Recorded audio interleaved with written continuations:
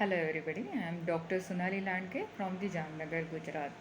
आयुर्वेद में कहा जाता है कि सभी बीमारियों का मूल कारण पेट रहता है। अगर पेट आपका ठीक नहीं है, कॉन्स्टिपेशन है या फिर आपको बहुत दिनों से क्रॉनिक पाइल्स फिशर्स की तकलीफ़ है तो आपको तुरंत दवाई कर लेनी चाहिए। क्योंकि अगर डाइजेशन ठीक नहीं होगा तो iron, calcium, vitamin B12, omega ऐसे शरीर में बन नहीं पाता है, जिससे कि शरीर में हाइपोकैल्शियमिया फॉर्म हो जाता है और पेशेंट एनीमिक हो जाता है, यानी शरीर में खून की कमी हो जाती है। पेट साफ करने के लिए सबसे अच्छा रहता है अभयारिष्ट। ये 5 ml से लेके तो 25 ml तक दिन में 2 बार 3 बार पेशेंट को पिलाया जाता है।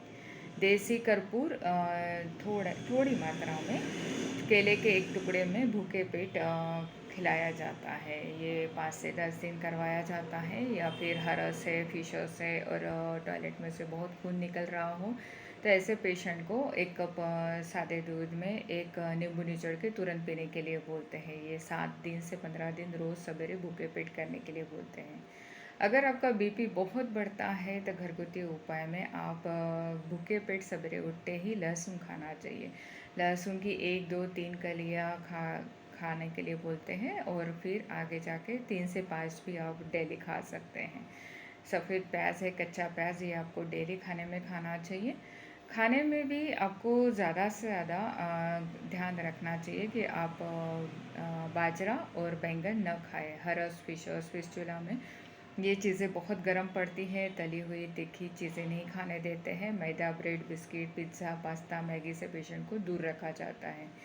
तो आप मैदा वाली, आटा वाली, इडली ढोकला वाली चीज़ें बिल्कुल खाने नहीं देते हैं।